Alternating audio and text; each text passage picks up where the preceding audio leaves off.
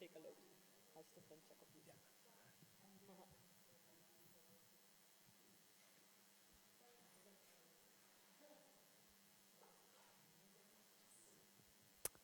Welcome. Welcome, everybody here in the Kazerne on this special evening. Finissage, which means that today it's also a little bit a tragic day because there's an end to this beautiful exhibition, Circular Materialism. And we'll have a program which roughly take you for an hour of your time and your attention. My name is Jeroen Junte. I will be the moderator tonight, but I hope to limit my role since I'm only here to guide you through the evening and to also question our three most important guests of this evening. Before I'll introduce these three guests, and we'll be talking about circularity, we'll be talking about the meaning of materials for sustainability, and of course sustainability will be the red thread through the whole evening. But first, this book. Who's got it? Nobody? Well, get one. Get your copy while you can. And not only because I wrote the book last year, but I think you're all very interested in the themes of sustainability and materiality. And this book, I'd say, is full of it. It's got 8 chapters, and roughly 5 of them deal with materiality and sustainability and circularity in all different ways. For example, if we talk about sustainability, and it is an issue, you know, that can be really hot. With hot, I mean not only that it's everybody's talking about it, but it can also be hot like, well, drop it. Because before you know it, you make a mistake and you think something is very sustainable and it's not. And sometimes you think something is totally not sustainable and it is very sustainable. It depends on the view you have and the way you look at things. So sustainability can be measured and viewed from different viewpoints. In this book, for example, if you look at this beautiful cupboard over here, I'll walk you quickly through it. Hansje Grimberen, she's in the book, and it's a chapter that's called To Basics. And that means that by going back, you can reduce material, or you can make better construction. It's just like slowing down, thinking, how can we improve the way we make our products? Another chapter in the book is reuse, and it means that old traditions of recycling are being reused. For example, Simone Post, you probably all heard of her. Everybody's familiar with these names, yeah? So I can talk freely, so to say. She did a beautiful project lining up with Flisco, with a company, and using the rest materials of the company within a new product line of herself. Slowtech, which is also a very important way of being sustainable. Beer Holthuis, the project behind me, he combined a 3D printer with a self-thought technique of reusing paper pulp. And a very important and strong and upcoming way of sustainability is what I call in the book Beyond Green. And that means that we have to change, designers have to change the relationship they have with nature. And for too long, I think we've seen nature as a resource. And we have to start rethinking that, because nature is much more than a resource. Nature is something we can learn from, and we have to stimulate, and we have to guard. Also, we think we make use of nature too much, but nature, we also need the nature, so we have to protect it a little bit better. And then you see, for example, designers like, they're not, I think, I'm looking very fast if there's, yes, Billy van Katwijk. A cow has got 5 stomachs, and usually none of these stomachs are used in after the production for meat of a cow. and she made beautiful leather of these unused parts of a cow. So that's a way of re-engaging with nature. Well, so much for the book and so much for these different aspects that there are on sustainability. And like I said, we have 3 beautiful, very intelligent, smart guests from different perspectives. They work with sustainability.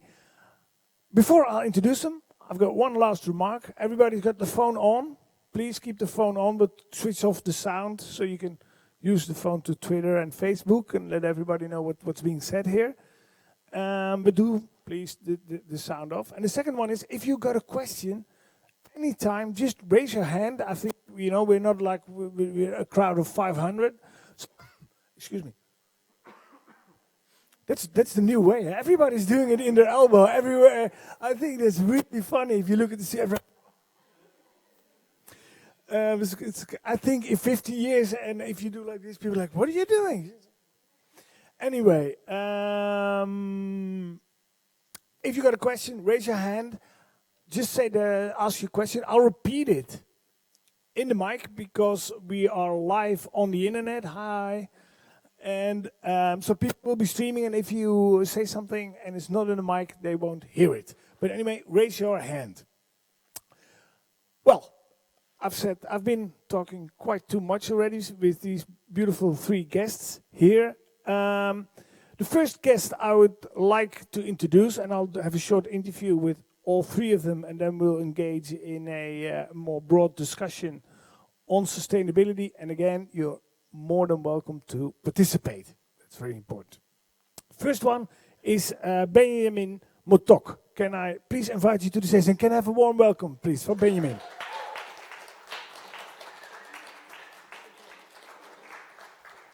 Oh, let's put this away. Okay. So we got plenty more of those. Benjamin, I've got a mic for you. Yes, it's on already. That is your project there in the back. Elemental walls. Yeah. Good evening, everyone. First of all. Yes. So a few words about the project. Yeah, maybe more than a few. Just enlighten us and tell us about your project. Well, I started my research thinking about what exists in our surroundings.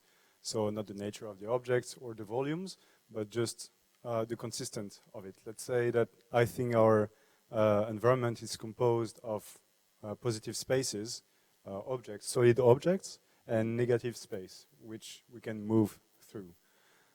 So I wanted to illustrate these 2 opposite forces or elements through material research.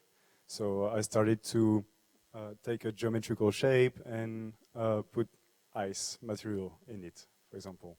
So can you explain a little bit more? You made ice?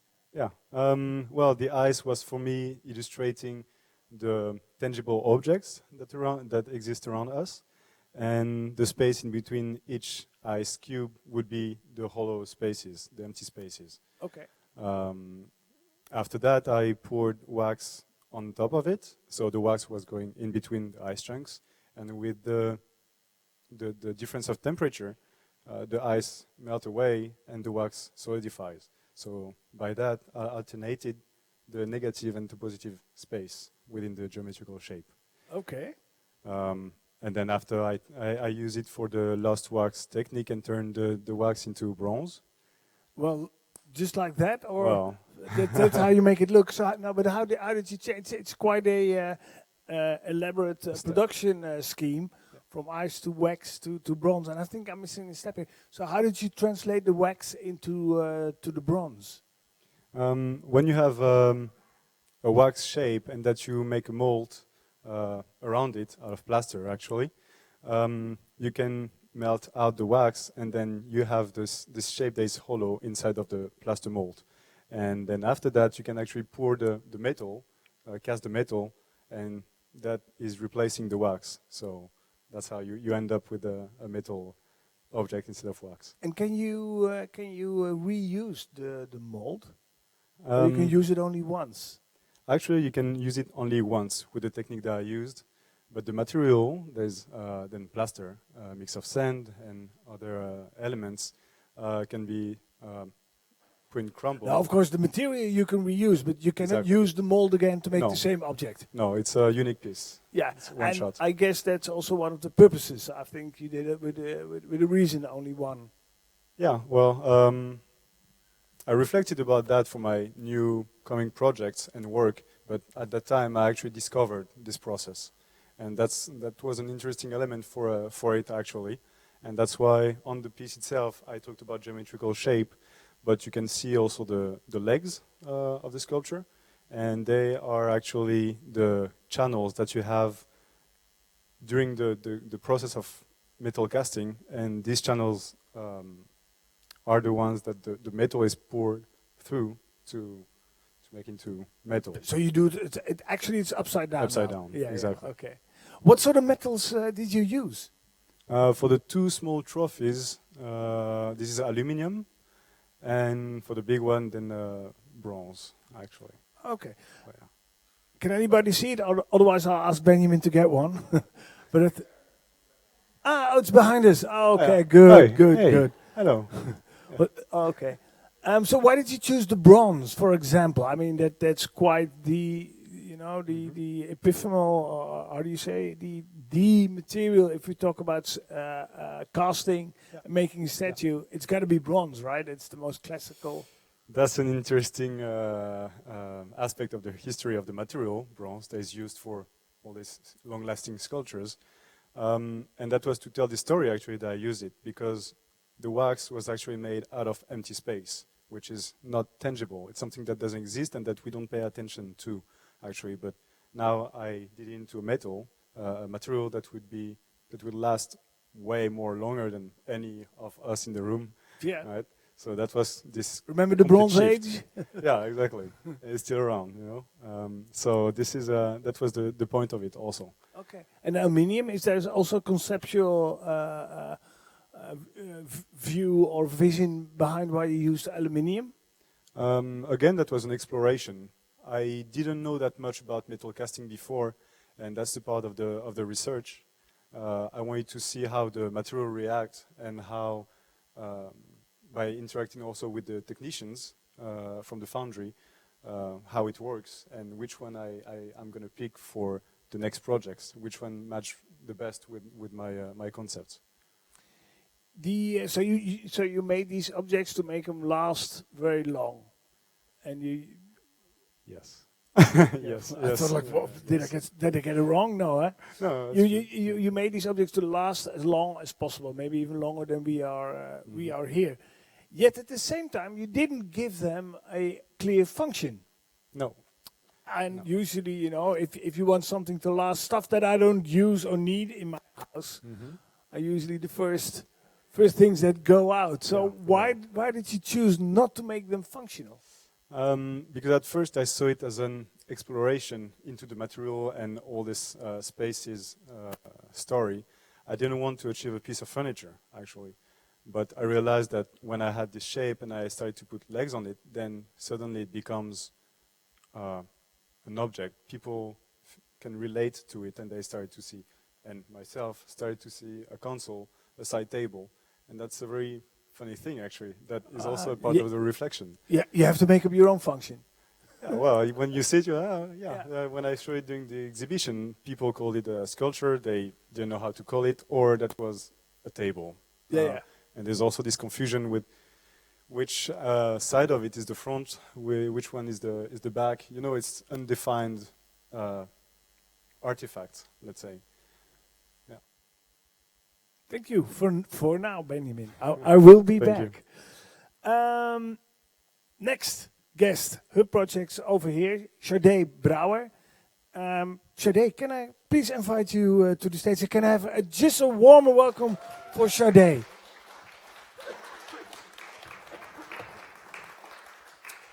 Hi.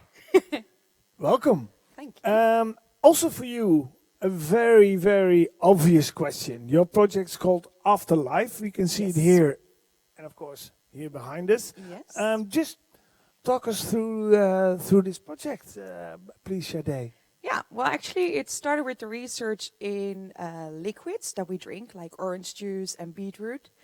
There are so many leftovers, for example, from the Albert Heijn. They just throw it away because they're overdated. We can't consume them anymore. And I thought that's just a pity because there's so many water for. So I thought, can I color bioplastic instead of using water? Can I use the liquids instead of water and also color it then? And then I tried to add the juice and, of course, the starch and vinegar and glycerin for a bioplastic. But it didn't work. You made, sorry I interrupt you, but you made plastic yourself as well? Yes, this is actually the bioplastic, the formula. Exactly. But Yeah. I changed the formula because it didn't work with the juice. Because, of course, there are kind of not chemicals in there, but it's not only water. Yeah. And I changed the formula and to make it a bit softer. And then I found out that it was not water resistant because I was looking for a way that we can maybe implement this as clothes, maybe like a fabric, but it was not water resistant. And I think that's really important that clothes needs to be water resistant. So instead of deleting this whole project and all the samples, I thought, can I change something negative into something positive? So which clothes can we wear when it is okay that it's not water resistant, will fading away? And then I thought about dead clothing, because we can wear that in the coffin and it doesn't matter if it's not there anymore. I think that's actually quite good to wear clothes that will fading away instead of all the polyester materials that we are wearing in the coffin, because of course we all know it stays in the ground for 100 or many years. Yeah.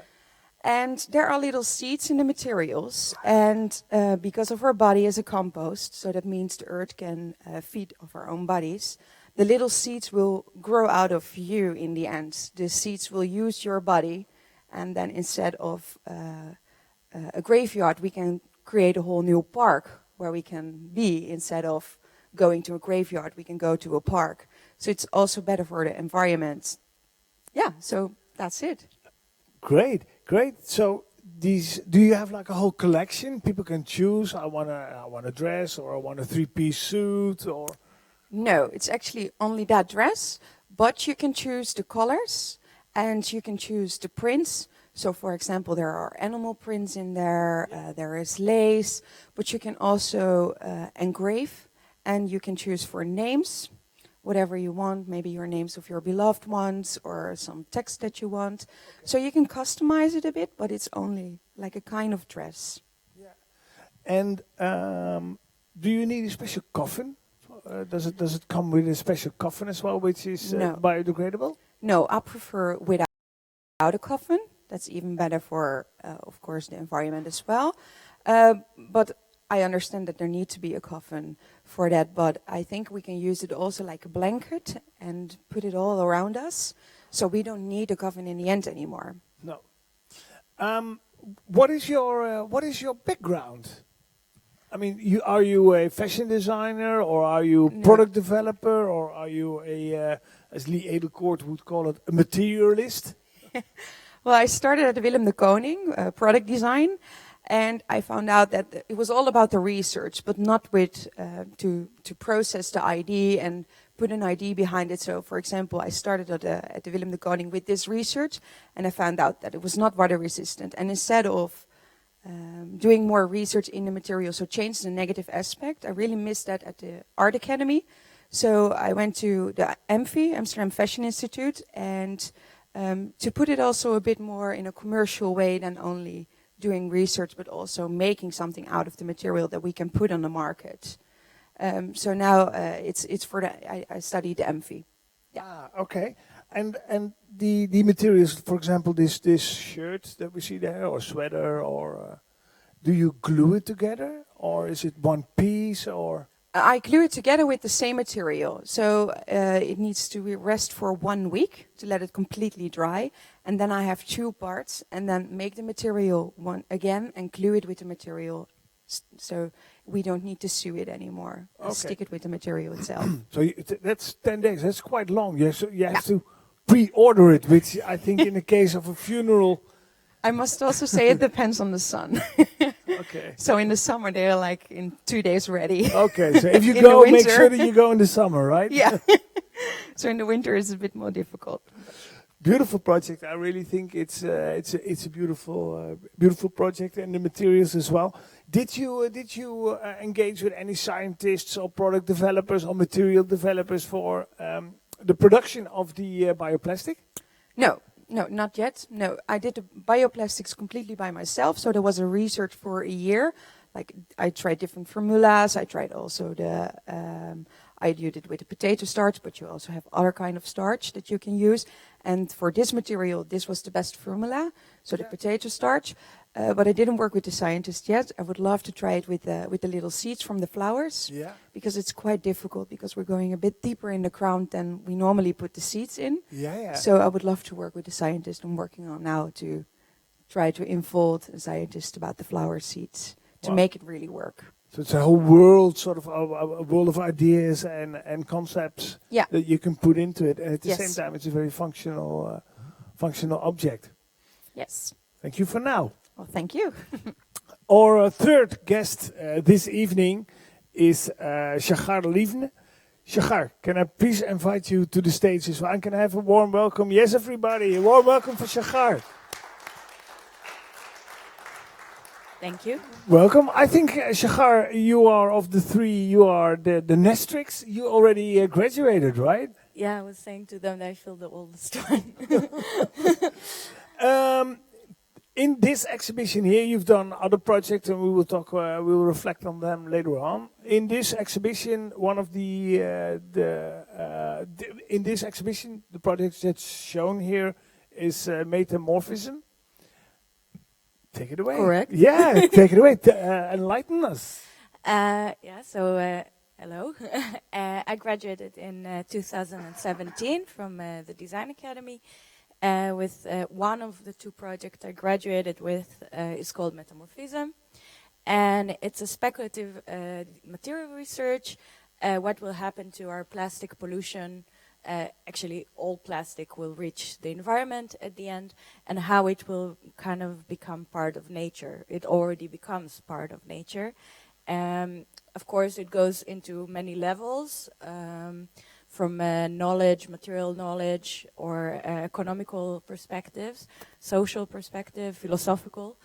But the bottom line is kind of a geo-imitation of the material. So what will actually scientists really think that will happen to plastic within the geological layers of the Earth? How do they predict that? I mean, you've worked with scientists, obviously. How do they predict what sort of new plastics or mineral congestions or... So there's different ways. There's, of course, different types of geological processes that transform different materials into minerals or stones. What we already see is that actually in 2011, I think, or 12, I'm not sure. There were a few researchers who found a plastic rock. So it's a naturally forming rock. They call it, it's the newest type of rock on the face of the Earth. Yeah. And it happens at the moment, they did the research in Hawaii, in a certain beach, which the ocean is creating a very saturated sand. So the sand is very saturated with tiny pieces of plastic. And what happens is that at the beginning they thought, oh, it just probably we're very close to volcanoes.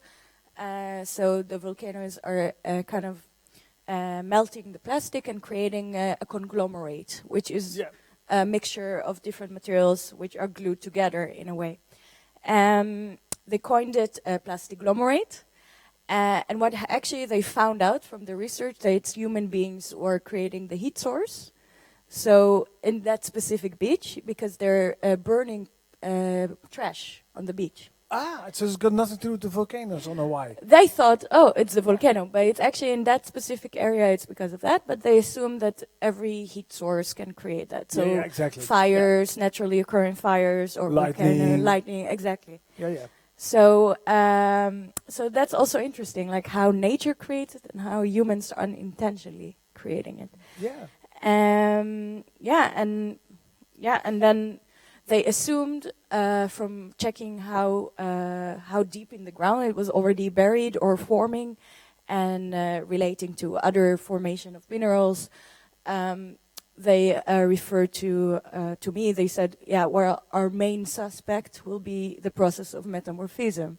So metamorphism was what happens, for example, to skeletons, and then they become calcium carbonate, and calcium carbonate becomes marble.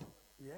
So they assume The that whole process of new Yeah. sort of materials being formed by nature has happened before and is happening all the time. Exactly, and it's a changing of heat and pressure, and it creates kind of plasticity in the rocks. So it's kind of stretching them, and the moment you have also chemical materials there, it's also transforming. So that was kind of their conclusion.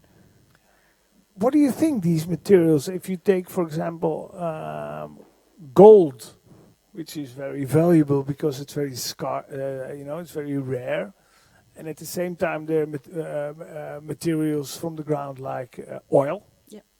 which ultimately is the basis for plastics, and then there's like marble or other natural stones that are used in construction. What I mean is that there are very, very different ways in which all these resources from the earth are being used. What do you think these new plastics, or how should we call them actually? Yeah, I call it lithoplast. Okay. It's from the Greek word of lithos, which is stone, and plast can be molded or changed. Yeah, it's something that changes form. A lithoplast. That's a beautiful name. Thank you. So what do you think will be the use of the lithoplast? So I looked at the way people are interacting with natural materials, so the resources around us in ancient times. So, for example, how we interacted with the earth, with clay. And I wanted to use it as a way to communicate my project. So what will happen when old materials will disappear, like oil, for example, and new materials will emerge? So I used it as a type of a new clay in a way. Also, when I geo-imitated it and I used the heat and the pressure, it becomes like a really thick clay that I can work with. And it's very interesting because it's very different from the way we treat plastics now. We don't have human connection with them. No. So it's all this kind of transformation and context. Yeah. But on a more practical level, you think we'll use them to make buckets, or will we wear them on a ring on our finger, or? I think it will become more rare. Exactly. Because now we're at a point that we're actually depleting fossil fuels, so it's not sustainable resource. So what will happen is that there will be a limit of this material. Exactly. It can't reform, or we won't be able to redo it. So I see it more as a nostalgic, precious reminder of look our what time. I found, Mommy, a piece of plastic. Yeah, Wow. Yeah. And actually, when I actually found those kind of types of rocks also on the beach in Tel Aviv, and they're very beautiful. So they almost look like a real rock. And wouldn't that be very poetic? That in the end of the day, maybe hundreds of years. What sort of time span are we looking at? I asked the geologist I worked with when I wrote the thesis for this project, and he said, well, as geologists, we don't really know time. We don't look at time because it's such a long process and so slow. So he couldn't give me an exact amount of time, but we're talking between 500 to 1,000 and thousands and millions, because we don't really know how long plastic will survive. No. Interesting. Well, I think now we have a general idea of the different ways of working and the different views of these designers. I think where Benjamin is much more into the artistic and conceptual field of making unique objects. And I think Sade is more of interested in the functionality and how can we use these materials also in a poetic way, but more like how can we actually use natural materials to improve our environment in a very literal way, right? We have these flowers and parks and where people are being buried, where you take more of a speculative perspective on what this materiality and also what waste and what that will mean in the future. So first I'm going to ask you, Benjamin, do you see a common ground, for example, in the approach of Chardet and Chagall? Or do you think like, no, I have my own way and what they do is quite interesting, but it's got nothing and then nothing to do with how I work?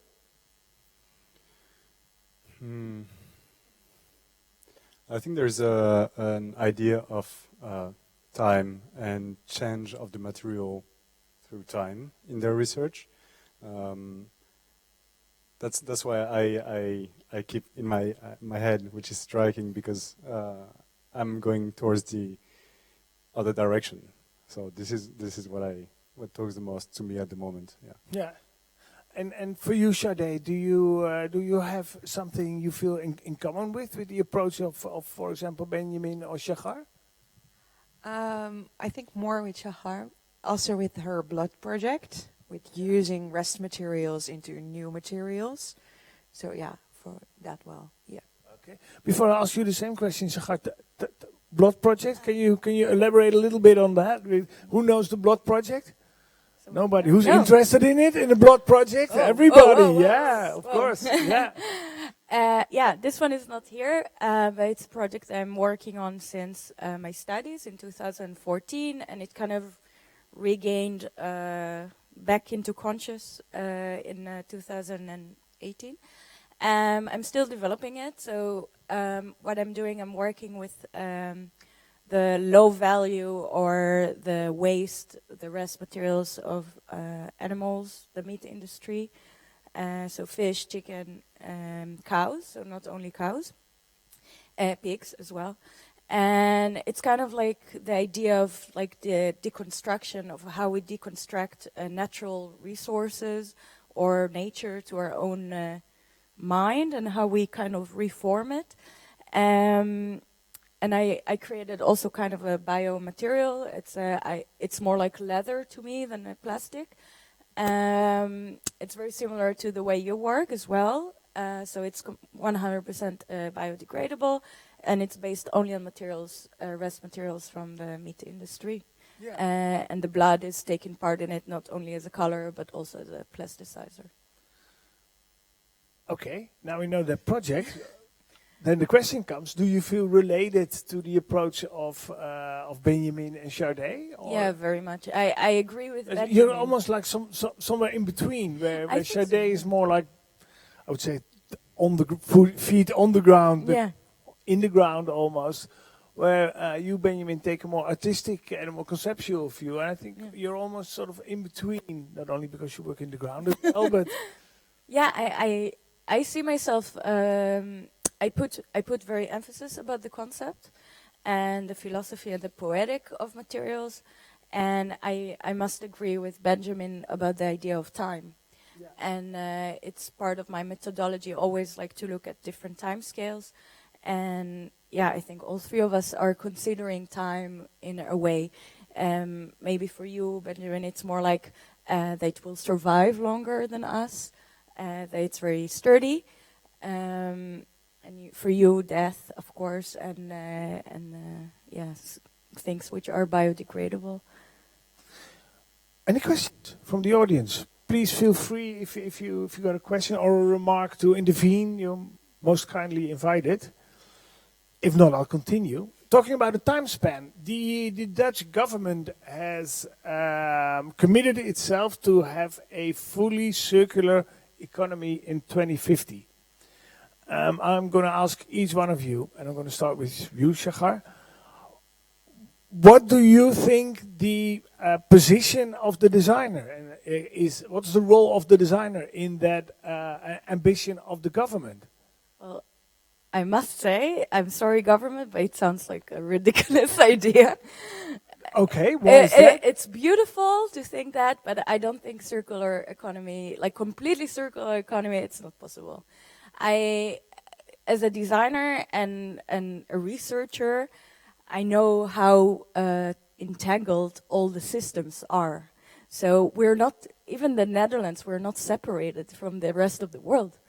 So it's of course, but they mean the production and the use of new products in the Netherlands, of course. Yeah. You know, the Netherlands is not going to make the whole world turn green. I think we're one of the most polluted countries in the world. Innocent thought, but of course, I always, as a designer, and especially somebody who's interested in working with materials, I'm always like pro those initiatives of like changing the system.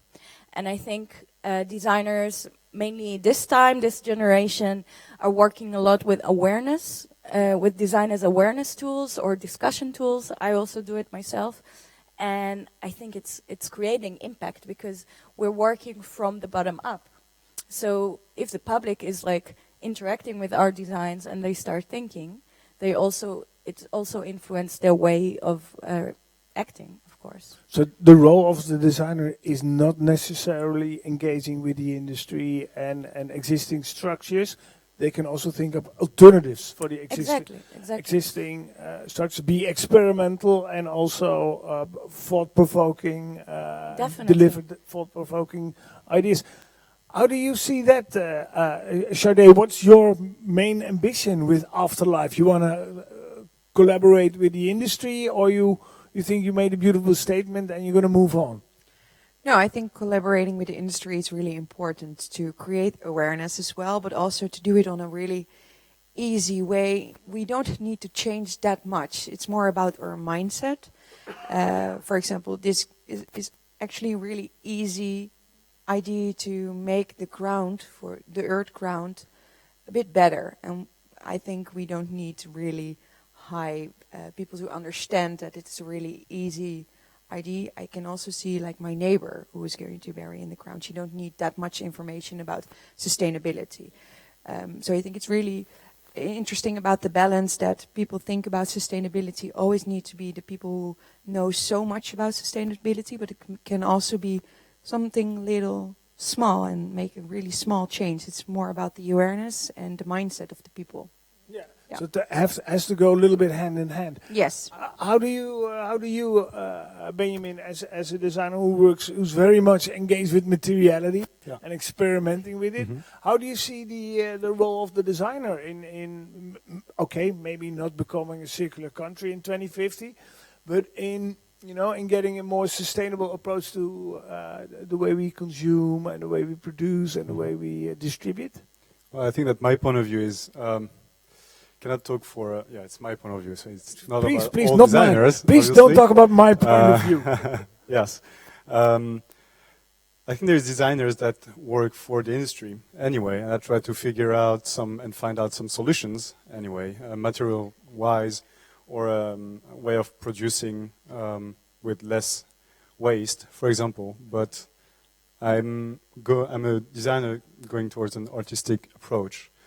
So in that sense, I'm always trying to have kind of narrative or idea of putting a kind of soul in objects and creating this emotional value that people have between themselves and what belongs to them, their objects.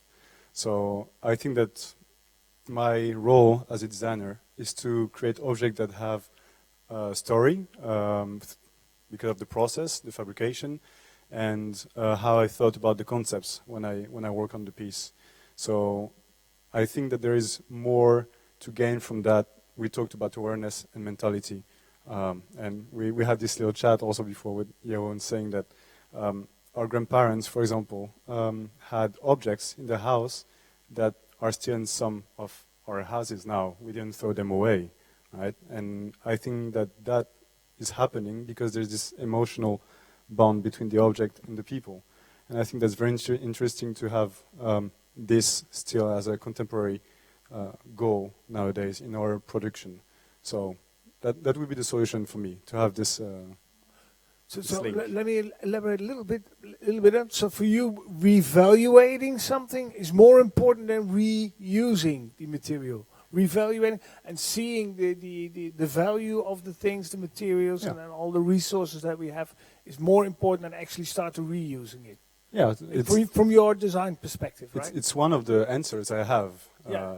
from my head. I know that this is not the absolute answer to everything, but this is a topic. Sustainability is a huge topic now that has different, so many people talking about it with different point of views.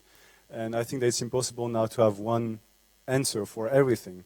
And we should, as designer, keep working on these opinions we have to deal with these problems and present that to our audience and see for who it can work the most and the best. So yes, this is one of the answers for me. Yeah. Shahar, you wanted to break in. Yeah, I think designers, we became way more than just furniture makers. I mean, I would say, but like I see now designers taking the role of storytellers or people who are asking questions. And yeah, also Jeroen will agree with me. I think Forma Fantasma, like with their latest work, they moved really. So I hope everybody knows. You mean the aura streams? Yeah, that they moved from creating objects and really creating more archives or presentations to tell the story and make this really complex ideas more open and more democratic, so everybody can understand them. So, one second. For the rest, I'm fine, people. I just had I had the flu already 2 weeks ago. These are the last parts of it. Don't worry. It's just little cough here. Forma Fantasma, of course, they also gonna run here at the Design Academy a new course, which is called geopolitics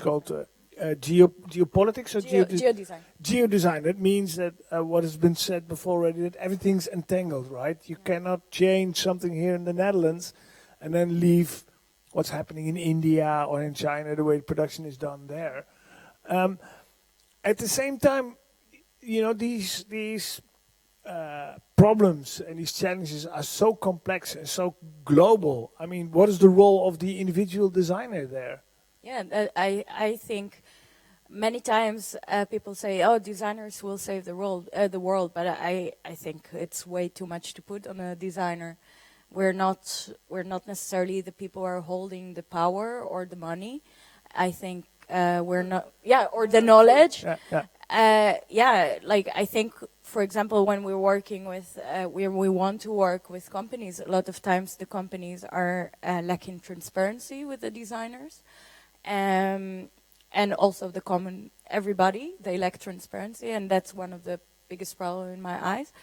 I think it's way too much to say the design will save the world, but what we can do is create awareness. We can change production. We can reconsider our way of how we work with materials.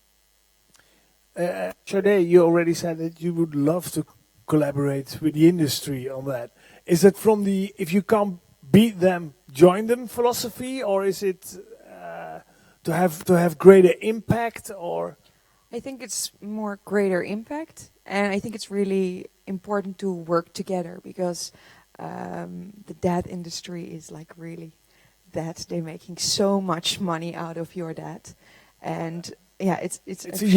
We're all going to die, so yeah. Of course it's a huge industry. Yes, and they make so much money out of it. But I think it's really important to work together, because of course, as a designer, we get so many about sustainable. You need to be sustainable, but it's more also about the product developer. They also need to have the same mindset as we as the designers have, and that's something that we really need to work on. Yes, really, yeah. I see you nodding, Benjamin. What do you think? I'm processing the information that I'm listening to at the moment. Oh, I thought you were there like, agree, check, no. No, yeah, we talked about the people that produce the goods, the commodities, right? Yeah. So we talk about the designer, we talk about the industry, but this awareness also concern, I guess, the users, the consumers. Exactly. Because you're right ahead of me, because we talk about design all the time, but isn't it you here in the audience? No, but I mean, isn't, after all, you are designers, but at the end of the day, you're also a consumer. and what choices do you make when you're consuming and when you buy. So reaching out to the general public. But I think that's what you mean with being communicative and also making a design that can be, I hate the word, but say a conversation piece. Yeah, the mic. Yeah, I'm going to keep mine. yeah, no. Sorry. It's really interesting because what I noticed. Please talk in the oh, mic. Yeah, sorry. yeah. What I noticed a lot of times when I present my work and I stand next to it, I get mixed reactions. Some people are like getting really angry. Some people are like going like home like, oh wow, you really opened my eyes about something. And that's what I'm looking for as a designer. I'm not necessarily looking. You mean either angry or? No, but the emotional connection. Exactly. Anger can also be good. Yeah, exactly. And I say to them, that's fine that you're angry. And when I just presented it, I remember there was one lady that she came to me and she kept saying to me like, but what is your opinion? And I said, well, as a consumer, I have my own opinions, but as a designer, I'm trying to take a neutral one because I don't want to force my opinion on people.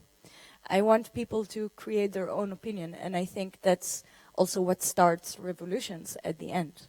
So I think the design for me, it's not necessarily the object, but it's the happening around it and the discussion around it. So this, discussion piece, I think it is important. It depends on the context where you show it. Any questions from the audience? Well, I always have the saying, if people are quiet, they usually agree. Otherwise, they would have been on the tip of their chairs. What we've seen already that that sustainability is a very, very difficult topic. I would like also to talk a little bit about this changing view we have as humans with nature. Of course, your project is very, very full of it. It deals exactly on that topic. Yours is sort of in between. How do you see that changing role that we have in regarding nature?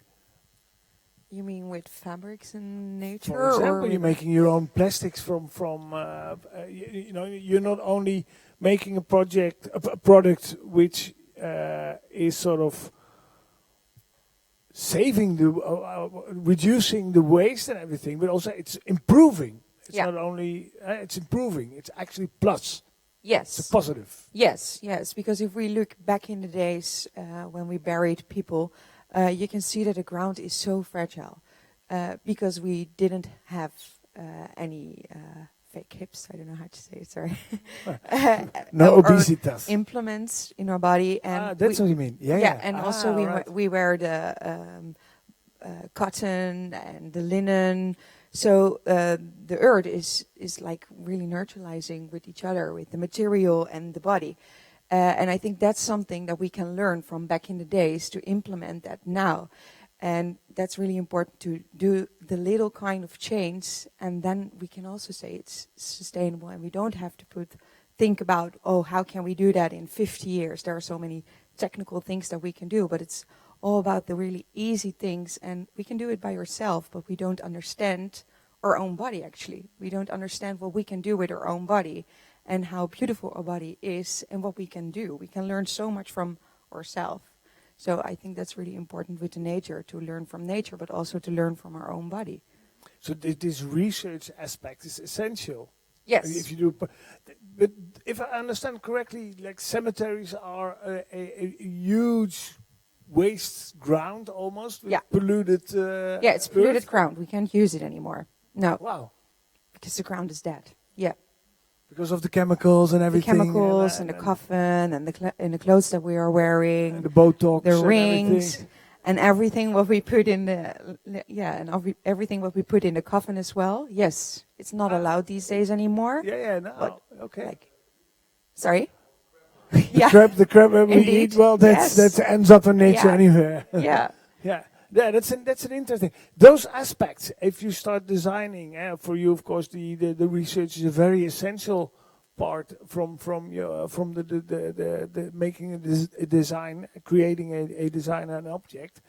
Is that for you the same?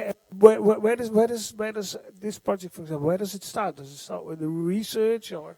Yeah, for me it started with the research from the materials, and I think it's really interesting to not only make a material, because we already have so many materials, but also to come up with a solution.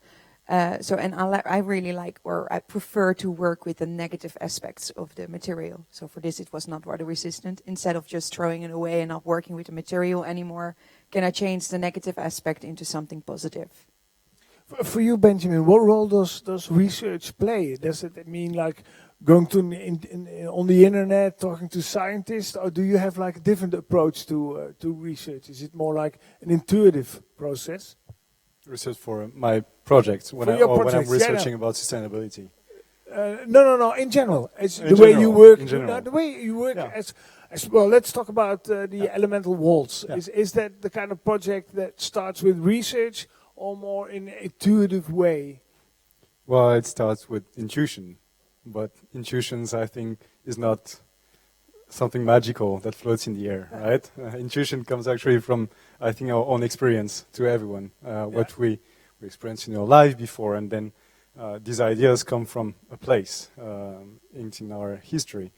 I'm also really fascinated by nature. I'm really interested. I like to observe my environment, and then my intuition comes from there. That's why I started to work with ice melting, because this is just a natural process that's happening, right? Also with global warming, the melting of the glaciers, everything, it's just natural phenomena, which help me to actually formulate a narrative and a process to materialize something, a piece that can be this bridge between an audience and my practice.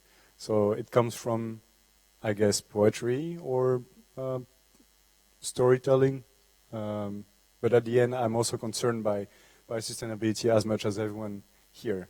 But I wouldn't say that I'm designing for sustainability. No. I'm aware of it. Yeah, exactly. And of course, your work's not unsustainable, but it's not necessarily like where, especially Chaudet is more like, I want to improve. This is not a solution. Huh?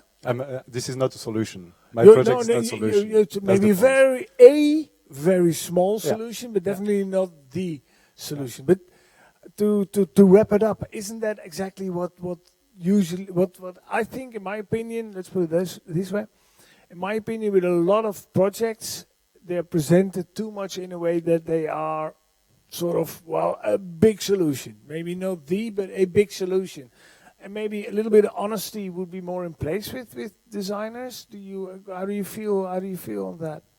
Oh, I think that's very difficult for me to judge the honesty of other people, because obviously I'm not in their head. I don't know when they are telling the truth or when they're just making it up. Well, maybe something in between. I think 90% of the people have the inclination to make themselves bigger and more important than they actually are. I mean, it's a very human characteristic. Yes. No, yes. not me. No, that's true.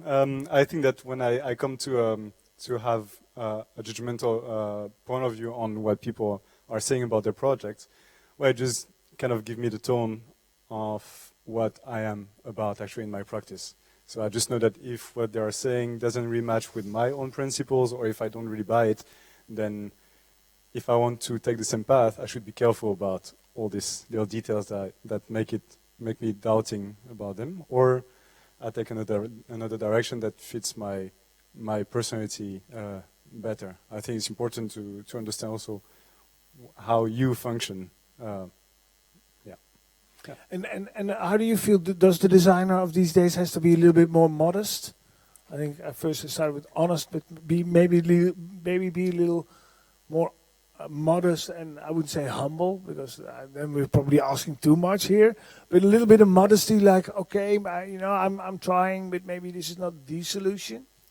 Yeah, but I think it's also really difficult, because if you're saying as a designer that you are sustainable, every work that you're going to make needs to be sustainable. Like for 100%. Yeah, for everything. So I wouldn't say that I'm a sustainable designer, but I would prefer to think about sustainability. And I think if a designer would say sometimes that his work is sustainable, he would see as the sustainable designer. And that's why I think not everybody is really clear about his project, because it's also afraid to say that he is sustainable, because sustainable is really huge, and a really small thing could be sustainable. But if you think about sustainable, we think saving the world. For example, like sustainable cotton, it's absolutely not sustainable, but we can say it's sustainable, but actually it isn't. So that's also really different about to be completely transparent to the consumer. Exactly. Because we all have our own definition of sustainable. And for someone, this could be sustainable, but for other ones, it is not sustainable at all. So I think it's more, the term is really large. Yeah. And it's really difficult to concluded define that it. already. Yeah. Final question to you, Shahar.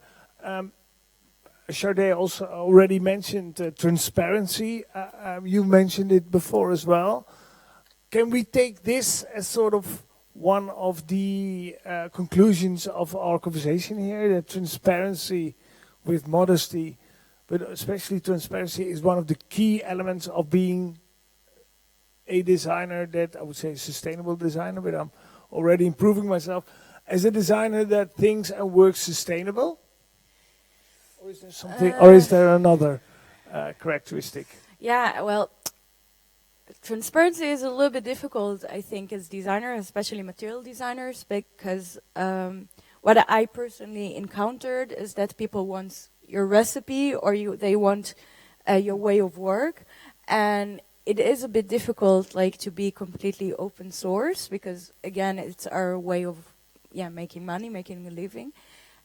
We are companies, we're not foundations yet, and but I do believe that the bigger companies, they should have a way of finding a transparency. Of course, they also can't be open source completely.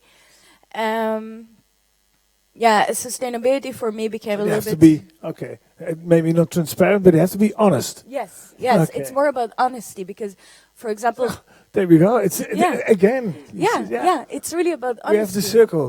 We got to be honest. You got to be transparent, and you got to be a little bit sort of modesty and be aware of what your limits are. Yeah, absolutely. And then you can achieve great things. And then you designers can change change the world and save the world. Time's up for questions. You've had your chance at least 3 times. So now that time is over. Before I leave you to Margot of the Kazerne, I quickly want to thank these 3 designers who came all the way here tonight. Especially thank you as well. When I came here, it was hailing. I was totally wet. I'm dry now. And I'm going to enjoy a glass of wine. And please, there are some drinks in the back. And most of the evenings where I engage with designers and the audience, usually the most important and the most bright things sometimes are being said at the bar. So I hope to see you in a little while there to have a drink. And before I leave you, I give the microphone to Margot. Thanks, Jeroen. Thank you all as well for the inspiring talk. I have a small correction, just to put it out there. The exhibition is by Anemone, actually, but Lee is in the exhibition, but it's Waste No More, and that's actually still on show for a little bit longer, so you will be able to see that. But this exhibition was curated by our own Kazernes Anemone Geurts. She won't be here, unfortunately. Hopefully, maybe she might be able to join you for the drinks. But she did want to say a little bit about the exhibition, because we had so many great reviews, so I'm going to just quote her. She said, around the theme of circular economy is a lot of marketing and fabrication, and we have enjoyed poking the bubble of that. There have been really interesting discussions and awareness evoked because of these works. For example, Studio Drift has these works in the back where they show like what materials each product is made of, creating transparency, creating a lot of commotion actually, because it shows that iPhones actually have toxic elements in them that actually can be really dangerous when it's getting recycled. So really causing like different discussions with our guests. But for example, also one of the other works that really evoked a lot of positive reactions was, for example, the work of Sade, because it really hits close to home to people, and it's really nice to see, like, in different ways that this exhibition made sustainability a topic of awareness for our guests here. So she really is happy to have been able to put this theme out in the world.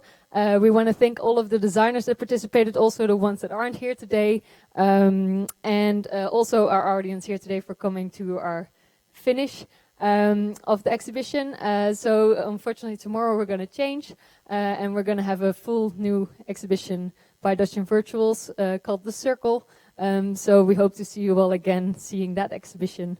And for now I want to invite you for a drink and a snack, and hope to see you again at another event. So see you there. Bye.